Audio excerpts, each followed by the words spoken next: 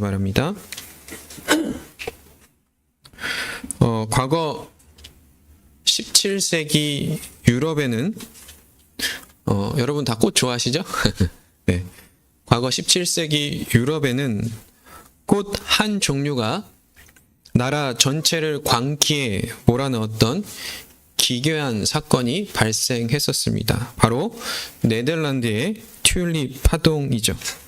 오늘날에도 네덜란드 하면 생각나는 꽃이 뭐죠? 튤립입니다. 튤립은 네덜란드의 국화이기도 하고 네덜란드의 상징이 되었습니다. 하지만 여러분 이 사실을 아시나요? 튤립은 원래 네덜란드 꽃이 아니라는 사실이죠. 본래 중앙아시아의 척박한 파미르 고원에서 자랐던 야생화였는데요. 오스만 투르크 제국을 거쳐서 유럽, 또 유럽에서 네덜란드로 들어오게 된 것입니다. 당시 유럽 사람들에게 이 튤립은 이전에 본 적도 없고 또 낯설기도 하며 또 한편으로는 굉장히 매혹적인 꽃이었습니다. 그래서 화려한 색감과 독특한 형태는 귀족들의 마음을 단숨에 사로잡게 되었습니다.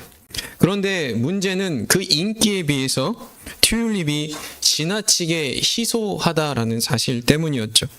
특별히 바이러스에 감염되었던 꽃잎에 그냥 일반 꽃잎인데요. 그 꽃잎에 이렇게 붉은 줄기가 이렇게 올라가는 형태가 있습니다. 여러분 나중에 사진을 찾아보시면 아시겠는데 그러한 줄무늬가 생긴 희귀 변종들은 번식이 매우 어려워서 구하기 힘들었기 때문에 그것을 구하려는 것이 거의 하늘의 별 따기였다라고 합니다. 바로 귀하고 한정되었다는 이 사실만으로 사람들의 눈이 뒤집히기 시작한 거예요.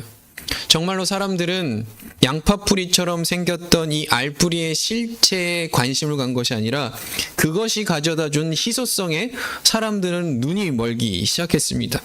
그리고 그 한정된 자원을 차지하기 위해서 수단과 방법을 가리지 않았죠. 그 당시에 종교개혁과 또 자본주의가 막 이렇게 들어오기 시작하면서 네덜란드 사람들은 손에 돈이 쥐어지기 시작했어요. 그러니까 그 자신들이 갖고 있었던 부와 성공의 가능성이 인간의 욕망에 불을 붙였고요. 사람들은 점점 더 비정상적으로 탐욕과 허영 속으로 빨려 들어갔습니다. 그래서 실제로 어떤 일이 벌어졌냐면 이 그 바이러스에 걸려서 희귀했다는 그 꽃의 벌브라고 그러죠. 그 어떻게 보면 그 뿌리가 그 암스테르담에 있었던 고급 맨션 한 채와 맞먹을 정도의 값이 되었다라고 합니다. 정상이 아니었죠. 그런데요. 1637년 2월에 한 경매장에서 구매자가 나타나지 않자 가격이 유찰되기 시작했고요. 순식간에 마치 미국의 대공황처럼 모든 거품들이 다 사라지게 됩니다. 불과 며칠 만에 가격은 100분의 1로 떨어지게 되었고요. 수많은 사람들은 결국 자신이 만들어낸 그 탐욕의 쓴잔을 스스로 들이키게 되었습니다.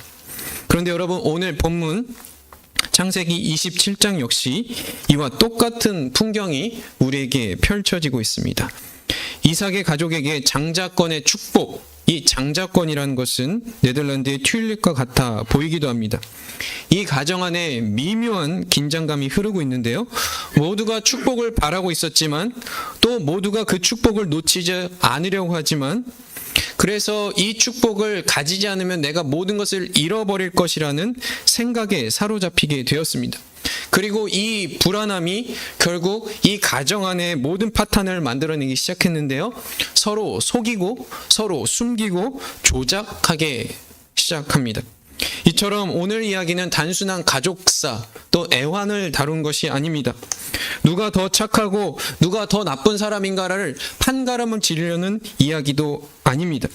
오늘 이 본문의 이야기는 장자권이라는 그 상징성, 그 이면에 담겨져 있던 복을 우리가 인간이 어떻게 이해하고 있는지, 그리고 그 복을 붙들기 위해서 우리는 얼마나 쉽게 불안과 욕망에 휘말려 살아가고 있는지를 적나라하게 보여주는 본문입니다.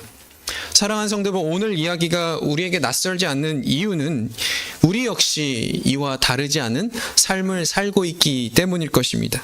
우리도 여전히 복 혹은 성공은 제한되어 있다라고 생각하죠. 그래서 지금 붙잡지 못하면 끝이라고 두려워하고 하나님을 신뢰하기보다는 내 힘으로 내 미래를 붙들려 합니다. 그렇다 보면 오늘 본문의 이 철저한 장자권에 대한 쟁탈전은 한낱 인간의 탐욕으로 끝나는 이야기가 아니라 이 이면에 도도히 흐르고 있었던 그 하나님의 뜻과 또 복에 대해서 하나님이 우리에게 주시고자 했던 의미가 무엇인지를 이 전쟁 혹은 쟁투 속에서 하나님의 그 수면 밑에서 가르쳐 주시는 참된 의미를 우리는 같이 이해해 보려 합니다. 사실 오늘 본문 27장의 이야기는 지난주 우리가 살펴보았던 25장의 사건의 본격적인 전개라고 할 수 있습니다. 우리 25장 지난주에 어떤 내용을 살펴보았나요? 에서와 야곱은 장자권을 두고 한 차례 기싸움을 벌이죠. 팥죽 한 그릇을 놓고 서로 기싸움을 합니다. 그런데요, 그때까지만 해도 이 모든 두 사람은 자기 안에 자리 잡고 있었던 욕망의 실체가 얼마나 컸던지를 그들은 인지하지 못했던 것 같습니다. 에서는 팥죽 한 그릇에 자기 장자권을 넘겨주면서도 그것이 가지고 있었던, 그 장자권이 가지고 있었던 의미에 대해서 잘 몰랐던 것 같아요. 반면에 야곱 역시 마찬가지죠.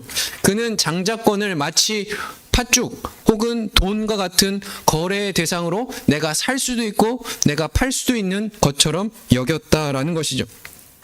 결국 두 사람 모두 장자권을 가볍게 여기고 있었습니다. 그런데 시간이 지나서 창세기 27장에 어느새 늙어버린 아버지 이삭이 장자권을 가지고 입을 열자 집안의 분위기는 완전히 바뀌기 시작합니다. 이제 장자권은 더 이상 형제끼리 장난처럼 주고받을 수 있는 수준의 것이 아니었어요. 누군가는 반드시 가져야 했고 그것으로 인해서 누군가는 반드시 잃어버릴 수밖에 없는 권리가 되어 버렸던 것이죠. 왜냐하면 장자의 축복은 처음부터 둘로 나눌 수 있었던 것이 아니었기 때문입니다. 그 순간부터 이 집안 깊숙이 숨어 있었던 욕망과 불안이 폭발하기 시작합니다. 1절부터 4절까지 말씀입니다. 우리 함께 읽어볼까요? 이삭이 나이가 많아 너 잘 보지 못하더니 맏아들 에서를 불러 이르되 내 아들아 하매 그가 이르되 내가 여기 있나이다 하니 이삭이 이르되 내가 이제 늙어 어느 날 죽을는지 알지 못하니 그런즉 내 기구 곧 화살통과 활을 가지고 들에 가서 나를 위하여 사냥하여 내가 즐기는 별미를 만들어 내게로 가져와서 먹게 하여 내가 죽기 전에 내 마음껏 내게 축복하게 하라입니다. 이삭의 입에서 장자권이라는 혹은 장자의 축복이라는 이야기가 나오는 순간 하나였던 가족이 이제 둘로 갈라지기 시작합니다. 먼저 이삭과 에서가 한편이 되기 시작하죠. 본문을 자세히 보면 이삭은 이 상아리만큼 에서를 은밀히 부르고 있습니다. 그리고 들에 나가서 사냥을 하여서 별미를 만들어 가져오라고 하죠. 우린 여기서 질문해봐야 해요. 어떤 것이냐면 왜 이삭은 이 일을 은밀히 진행하고 있을까요? 왜 이 장자권이라는 축복을 모든 사람들에게 오픈하고 공개해서 함께 축복을 받고 함께 신뢰를 얻는 이 과정을 거치지 않고 은밀히 방 안에서 조용히 처리하고 있느냐 말입니다. 성경은 그 일을 그 이유에 대해서 의미심장한 한 문장으로 보여줍니다. 1절에 보면 이삭이 나이가 많아 눈이 어두워 잘 보지 못하더니 라고 기록하고 있습니다. 이것은 나이가 많이 먹어서 저도 이렇게 노안이 와서 이제 저도 이렇게 보면 이제 안경을 벗어야 되는데요. 그런 식의 신체의 연약함을 이야기하는 것이 아닙니다. 성경에서 보지 못한다는 표현은 종종 영적인 상태를 드러낼 때 사용하죠. 지금 이 장자권을 놓고 가장 분별력이 있게 가장 공정하고 바르게 판단해야 할 그 아버지가 바로 지금 눈이 흐려져 있다라고 성경은 이야기하고 있습니다. 그렇다면 무엇이 그의 눈을 흐리게 만들었을까요? 그것은 다른 게 아니라 욕망입니다. 하나님께서 이미 25장에 보면 큰 자가 어린 자를 섬기리라라고 말씀하셨어요. 그러나 이 말씀과 상관없이 이삭의 마음은 누구에게 가 있었다고요? 에서에게 가 있었어요. 결국 그는 하나님의 말씀보다 자기의 바람을 앞세우기 시작했던 거예요. 그래서 에서만 은밀히 부릅니다. 마치 하나님의 뜻을 신뢰하기보다 자신의 방법을 통해서 에서에게 축복을 하고 있는 거예요. 마치 하나님 눈에 안 보이면 하나님을 속일 수 있는 것처럼 그는 생각하면서 은밀히 이 일을 처리하고 있다라는 것이죠. 반면에 일이 그냥 넘어갔으면 참 좋았을 텐데 우연치 않게 리브가가 이 대화를 듣기 시작하고 즉시 리브가는 움직이기 시작합니다. 그녀 역시 이 축복을 놓칠 수가 없었어요. 곧바로 야곱을 불러 계획을 세우는데요. 아주 전략적인 여인이었던 것 같아. 염소 새끼를 잡고 에서의 옷을 입히고 털에 털 가죽을 감깁니다. 그러면서 리브가는 스스로를 정당화했을지도 모르겠어요. 큰 자가 어린 자를 섬기리라 했으니 나는 하나님의 명령을 따르는 거야 라고 스스로를 위안 삼았을지도 모르겠습니다. 그러나 성경은 리브가 역시 욕망 앞에 매우 솔직한 사람이었다라고 성경은 이야기하고 있어요. 창세기 25장 28절은 이렇게 기록하고 있어요. 함께 읽어볼까요? 이삭은 에서를 사랑하고 리브가는 야곱을 사랑하였다. 여러분 다들 이제 자녀를 키워보시잖아요. 남편이 에서를 편애할 때 아내는 어떻게 행동해야 될까요? 한 사람이 자녀가 좀 외로움을 당하니까 상대방 부모로서 이렇게 공평하게 공정을 유지하면서 그 두 아이를 잘 이렇게 마음 상하지 않도록 또 상처받지 않도록 잘 돌봐줘야 되겠죠. 그런데 지금 리브가는 남편이 선택했으니 나도 선택하겠다고 하면서 야곱을 사랑하기 시작합니다. 어쩌면 야곱에 대한 집착은 야곱이 리브가의 마음에 쏙 들어서라기보다는 남편에 대한 반감과 경쟁심이 아니었을까라는 생각을 해보게 됩니다. 이처럼 집안 전체가 거대한 연극 무대로 변하기 시작하는 거예요. 그리고 그 중심에 하나에 자리 잡고 있는 것은 바로 지금 놓치면 다 끝이다라는 거죠. 여러분, 이것은 단순히 과거의 이야기가 아니에요. 인간은 언제나 복을 제한된 자원처럼 여겨요. 누군가를 가지면 나는 잃는다라는 생각을 갖는 거죠. 그래서 경쟁하고 조급해하고 불안해합니다. 특별히 경쟁사회에 살고 있는 우리는 더 이러한 현상 속에서 우리를 채근하고 하나님을 또 채근하기 시작하는 것이죠.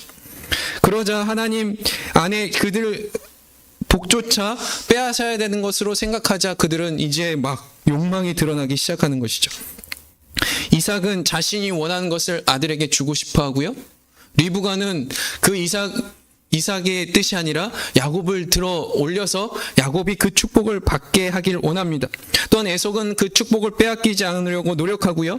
또 야곱은 그 축복을 빼앗기 위해서 형의 옷을 입는 그 변장까지 하고 있다라는 것이죠. 근데 여러분, 여기서 중요한 것은 지금 이 집에는 하나님의 이름으로 하나님의 장자권을 이야기하고 있는데 하나님은 보이지 않아요. 모두가 축복을 이야기하고 있지만 정작 축복의 주인이신 하나님의 틈은 보이지 않다라는 것이죠. 모두 언약을 말하고 있어요. 그러나 실제로 자기가 꿈꾸는 미래를 소망하고 있다라는 것이죠. 그리고 바로 그 순간 이 사랑의 공동체, 그래서 하나가 되어서 서로를 감싸주고 돌봐줘야 될 사랑의 가족이 지금 철저히 깨어지기 시작하고 있다라는 것이죠. 결국 장자권을 둘러싼 이 가족의 치열한 쟁투의 승자는 누가 됐을까요? 하나님의 약속대로 야곱이 되었습니다. 그런데 이상해요. 우리는 이 승리가 그다지 통쾌하지 않습니다. 왜일까요? 쉽게 말하면 과정이 너무 지저분해 보여요. 속임이 있었고 욕망이 있었고 가족 간의 배신이 있었습니다. 그래서 창세기 27장은 단순한 성공 스토리가 아닌 거라는 것을 우리는 본능적으로 압니다. 하나님을 신뢰하지 못한 인간이 자기의 손으로 하나님의 약속을 이루려 할 때 얼마나 큰 비극이 벌어지고 있는지를 우리는 본능적으로 알고 있다라는 것이, 결과대로 야곱은 장자권을 손에 쥐었지만 역설적이게 그 순간부터 그는 도망자의 삶을 살기 시작하는 거예요. 장자권을 가지면 하나님의 복을 독점하면 이제 이 가문의 주인이 되어서 내가 원하는 대로 내 행복을 쟁취할 것이라고 생각했는데 정반대의 현실이 펼쳐지고 있는 거예요. 모든 것을 잃어버린 도망자가 되어버리죠. 집을 잃고요, 부모를 잃고 평안을 잃었습니다. 심지어 그에게 가장 치명적인 것은 그의 이름답게 그는 명분을 잃어버렸어요. 아버지를 속인 사기꾼이라는 그런 오명을 안고 광야로 도망치기 시작하는 것입니다. 복은 쟁취했는데 그가 기대했던 안식은 어디에도 존재하지 않았습니다. 장자권을 얻었으나 모든 것을 잃어버리게 된 것이죠. 여러분, 우리 역시 하나님의 복을 이렇게 오해하며 살아갈 때가 많지 않은가 돌아봐야 한다라는 것이죠.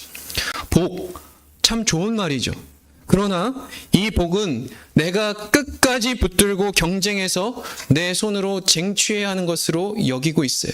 입을 크게 벌리면 하나님이 채워주실 것처럼, 내가 믿음을 크게 강화하면 하나님께서 그 믿음에 상응하는 보상을 주실 것처럼 우리는 그렇게 복을 여기고 있다라는 것이죠. 우리는 더 이상 이웃교회를 보면서 하나님 나라를 함께 세워가는 형제 자매로 보지 않고 경쟁자로 보죠.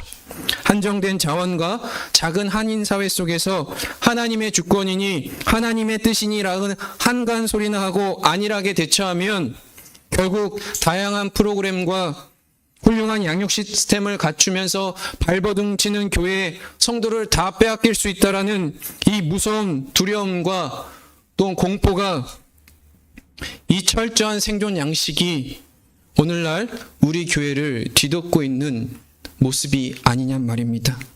교회뿐만 그럴까요? 우리 개인적 삶도 다 마찬가지예요.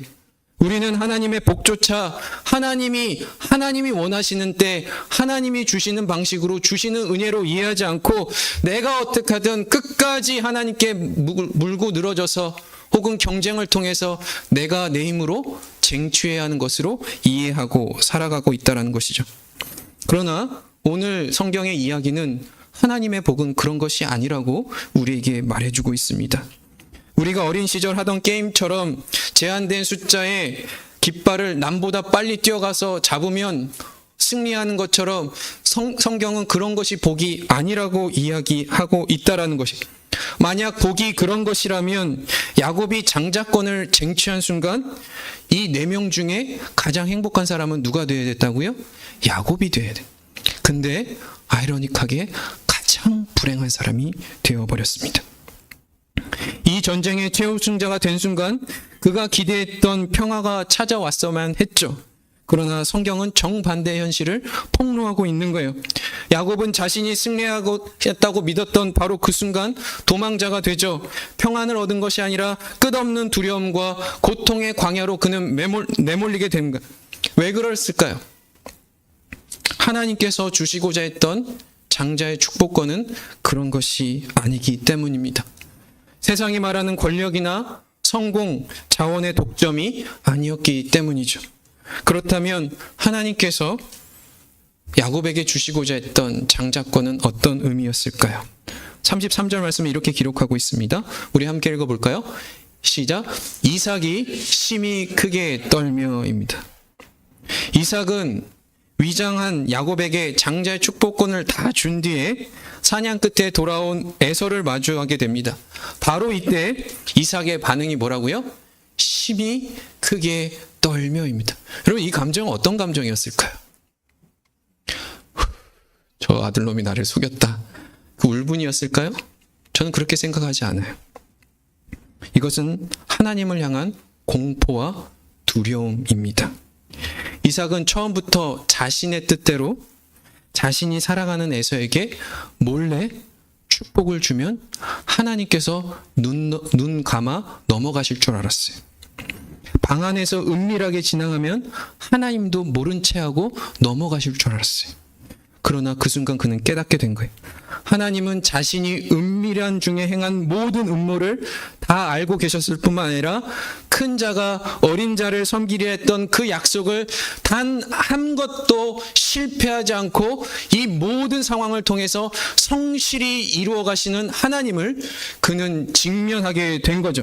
이처럼 장자의 명분도 혹은 축복의 주권도 내가 조작해서 내가 열심으로 만들어낼 수 있는 것이 아니라 누구의 손에 달렸다고요? 하나님의 손에 달렸다는 것을 그는 이제야 깨닫기 시작한 거예요. 이삭은 이 거대한 하나님이란 존재 앞에서 심히 두렵고 떨리기 시작한 것입니다. 그리고 그 두려움이 얼마나 컸던지 이삭은 야속하게도 이 장자권의 싸움에서 조용히 발을 빼기 시작합니다. 어떤 것이 그게 증명이 되냐면 울고불고 통곡하는 에서가 자신에게 축복을 달라 하지만 냉정하게도 아무런 축복을 주지 않아요. 여러분 이상하지 않나요? 처음부터 하나님을 속여서 몰래 장자의 축복권을 주려 했던 이삭이 축복을 딱 주고 나더니 갑자기 정직한 마음이 하나님이 딱 주셔가지고 내가 이미 줬으니 다음엔 못 줘 이렇게 했을까요? 말 한마디라도 조금 이렇게 비슷하게 좀 줘서 좀 그에 상응하는 어떤 그래서 이 모든 상황을 정리했으면 참 좋았을 텐데 그는 축복을 주지 않고 오히려 저주에 가까운 내용을 이 에서에게 내어주죠. 왜 그랬을까요? 그는 두려웠던 거예요. 이 모든 일의 주도권이 누구에게 있었다는 걸 깨달았다고요? 하나님께 있었다는 것을. 그래서 이 4명 중에 지금 유일하게 정신 차린 한 사람은 이삭이었던 거예요. 그래서 그는 하나님 너머의 일을 이제 중단하기 시작합니다. 그는 분명 하나님께서 주시고자 했던 장자권의 의미를 제대로 이해하지 못했던 것 같아요. 그 안에 담긴 복의 깊이가 얼마나 큰지도 그는 이해하지 못했던 것 같습니다. 그러나 분명히 한 가지 확실한 것은 내가 감당할 수 있는 일이 아니다라는 것을 알기 시작했죠. 그래서 하나님께 이 모든 것을 맡겨드리기 시작합니다.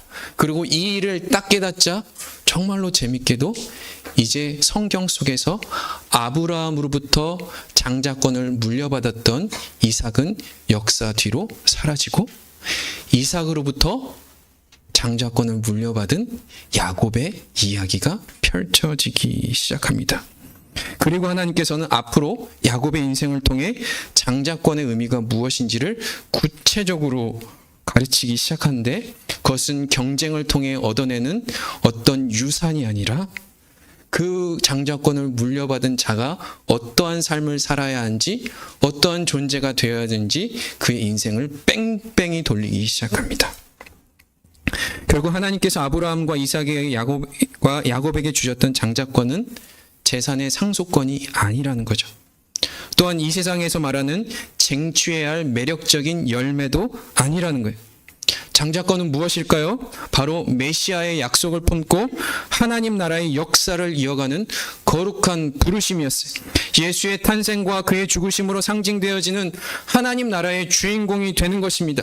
세상의 가치와 권력이 난무하는 이 세상 속에서 장자권은 또 다른 권력이 아니라 진정한 아버지 하나님의 성품과 그의 선하신 뜻을 이 땅 가운데 각자의 삶으로 드러내는 그 일을 장자권에 담아내신 것이. 그리고 이 예에 가장 적절하신 분이 누구냐면 바로 예수 그리스도입니다. 우리가 늘 외우는 말씀이 있죠. 하나님이 세상을 이처럼 사랑하사 독생자를 주셨으니 이는 그를 믿는 자마다 멸망치 않고 영생을 얻게 하려 하심이라. 이는 다만 하나님이 우리를 사랑하셔서 구원하셨단 말이 아니에요. 하나님이 이 세상을 향해 어떠한 사랑을 가지고 있으셨는지를 그냥 말로만 한 것이 아니라 장자권을 가졌던 맏아들이셨던 독생자이셨던 예수 그리스도께서 이 땅에 오셔서 자신의 삶으로 하나님의 성품을 드러내고 있는 거죠. 이것이 바로 예수 그리스도의 죽으심과 또 부활에 담겨져 있는 것입니다. 이것이 장자권의 진정한 의미예요. 장자권은 권력이 아니라고요. 장자권은 아들로서 아버지를 드러내는 것입니다. 그런데 인간은 끊임없이 오해해요. 마치 탕자가 아버지의 유산을 자기의 소망을 위해서 또한 욕망을 위해서 소비했던 것처럼 내가 아버지의 권한을 가지면 아버지의 재산을 내가 가지면 내가 하고 싶은 건 마음껏 할 수 있다. 권력으로 이해하고 있다라는 거죠. 우리도 그렇게 하나님께 간구하고 있지 않습니까? 하나님 능력 있지 않아요. 하나님 모든 거 다 하실 줄 있지 않습니까? 왜 내 기도 안 들어주시죠? 내가 이 억울함 속에서 내가 이 버티고 살아가야 합니까? 하나님 도와주세요라고 하나님 그 장자권을 우리는 이렇게 이해하고 있지 않느냐는 말입니다. 그런데 탕자는 어떻게 됐죠? 하나님의 아버지가 가지고 있었던 모든 권한을 가지고 다 허비하자 돼지우리에서 쥐염 열매를 구걸하는 신세가 됩니까? 왜일까요? 아버지 유산을 권력으로 이해하고 권력처럼 사용했기 때문입니다. 사랑하는 성도 여러분, 우리 역시 하나님으로부터 장자권을 부여받은 사람입니다. 우리 역시 장자권을 야곱처럼 이해하고 살아간다면 하나님께서 어떻게 하신다고요? 장자권에 대한 올바른 이해를 할 때까지 뺑뺑이 돌리실 것이라는 사실입니다. 우리는 하나님의 자녀로서 장자권을 가진 자로서 하나님의 존재를 드러내야 하는 사람으로 살아가야 합니다. 비록 그것이 우리의 욕망을 깨고 우리의 교만이 무너져야 하며 우리가 붙들고 있었던 그 가치와 소망을 다 내려놓는 자리인다 할지라도 우리는 우리에게 주신 하나님의 복을 가지고 나를 드러내는 것이 아니라 아버지 하나님의 영광을 드러내야 합니다. 아버지가 어떤 분이신지 나의 삶을 통해서 내가 맺고 있는 친구의 관계 속에서 내가 자녀를 교육하는 방식을 통해서 내가 직장 생활하는 그 모습 속에서 우리는 다 내 욕망을 실현하는 것이 아니라 하나님을 드러내는 그런 거룩한 존재가 되어서 진정으로 하나님의 장자권의 영광을 누리시는 복된 성도 여러분 되시기를 예수 그리스도의 이름으로 축원드립니다. 이제 다 같이 자리에 일어나셔서